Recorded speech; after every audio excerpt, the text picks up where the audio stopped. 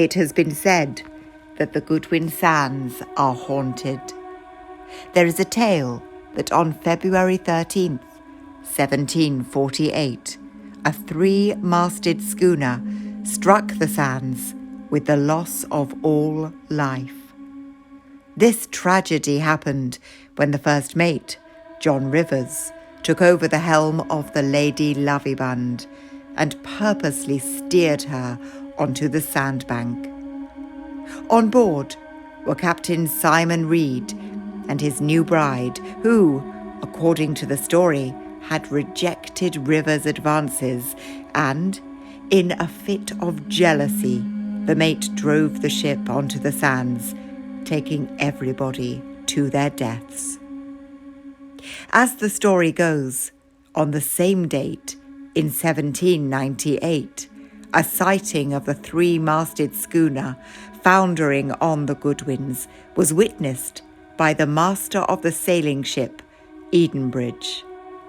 Yet, on approaching, nothing could be seen of the vessel or the crew. Again, 50 years later on that date, Deal boatmen watched from the shore as a three-masted schooner was wrecked on the sandbank. After they launched their luggers and searched the area, not a fragment of the wreckage was found.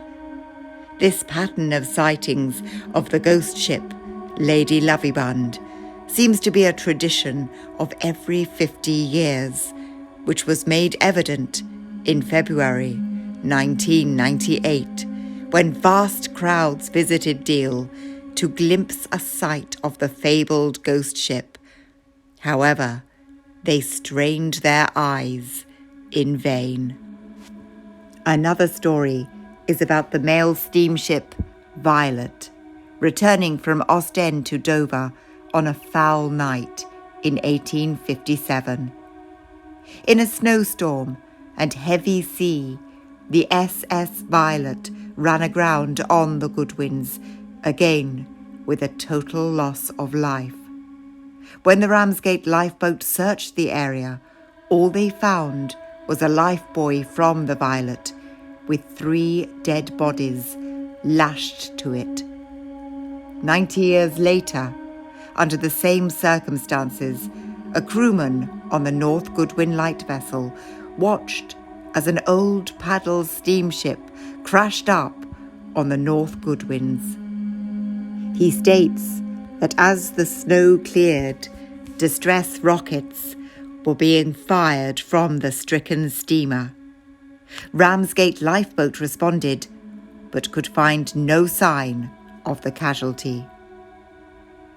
Research into these 2 vessels finds no evidence of their future sightings on the dates that are provided. The fact was that the paddle steamer mail ship Violet had sunk in a storm and was found at the south end of the sands, 10 miles away from the North Sand Head. It is also strange that the story of a manic, love-sick first mate destroys the ship 24 hours before St. Valentine's Day. Even the name of the vessel, Lady Lovibond, makes it sound like a Victorian melodrama. However, if the story is true, how can anybody know what happened, as the ship was lost with no survivors?